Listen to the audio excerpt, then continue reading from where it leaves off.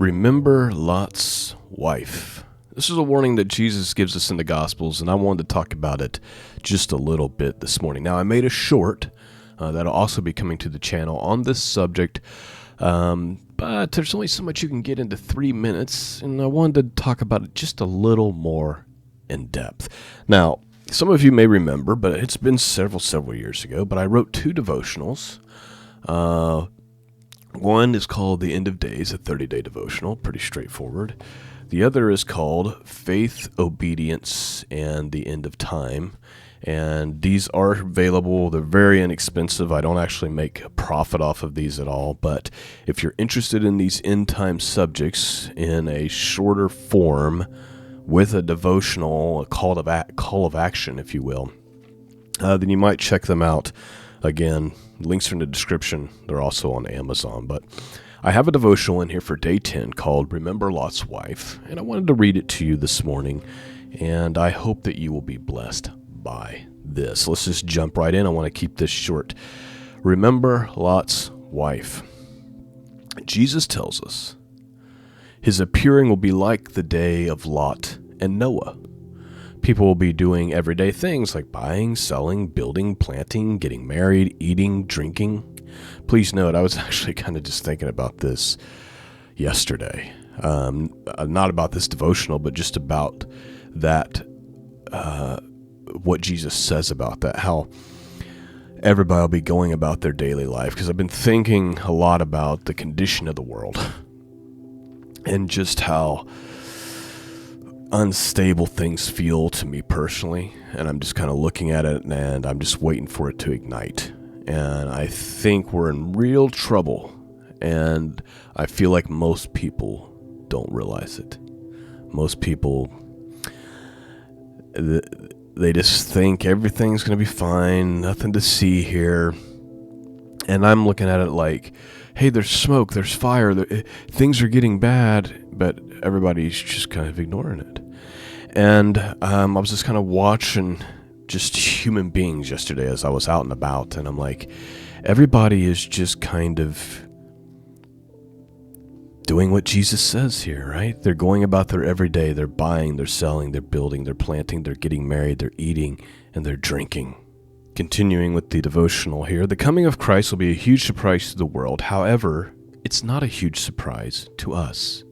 Now, it's very possible Jesus was warning his followers of the coming judgment, which would come upon Jerusalem in 70 AD. He tells them, when this day comes, flee to the mountains. Do not bother trying to grab their stuff or return home if they are in the fields working. Either way, this still has great meaning for us today, especially if we are the generation to witness the return of Christ. He warns them to remember Lot's wife. While Lot and his 2 daughters fled the city, his wife disobeyed God's command not to look back, and she was then turned into a pillar of salt. See Genesis chapter 19, verse 26. Likewise, Jesus is warning his followers. There is a great cost to pay for desiring the world, for looking back, for trying to preserve your own way of life. This is also true for us today. God may call us to do a great work for the kingdom of God. He may call us into ministry. We must not dare look back, longing for the days of sin, longing for our old life and lifestyle. Let us not forget we were purchased with a price, and we are no longer our own. So consider, again, Luke chapter 17, verses 31 through 33. In that day, he which shall be upon the housetop, and his stuff in the house, let him not come down and take it away. And he that is in the field, let him likewise not return back. Remember Lot's wife. Whosoever shall seek to save his life shall lose it, and whosoever shall lose his life shall preserve it. May we march forward in our faith and relationship with Christ, not with an attitude of self-perseverance, with an attitude of self-sacrifice for the kingdom of God.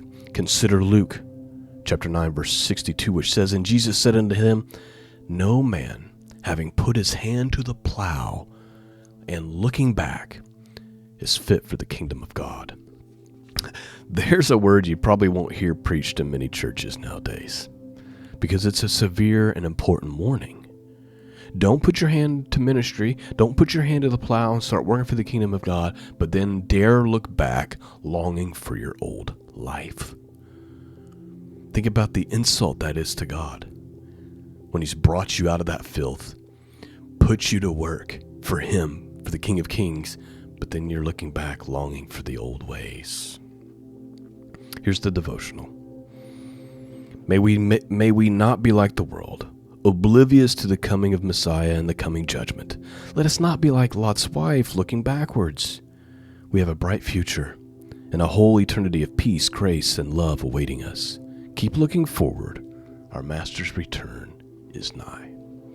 I pray you're being blessed by the work that's being done here through the podcast, through these videos. We're doing a lot more work than we ever have. And I'm praying that you're being blessed by all of this. Again, you can pick up these if you're interested. They're on Amazon. But if you really want to support the Mission of Truth, you can do that through PayPal or become a Patreon subscriber. We have a series going on the Patreon page right now in the Book of Jubilees. It will eventually come to YouTube. But if you want to participate in it while it's happening, consider becoming a Patreon subscriber there. Thank you for listening. Peace and grace be with all of you. And until next time, God bless.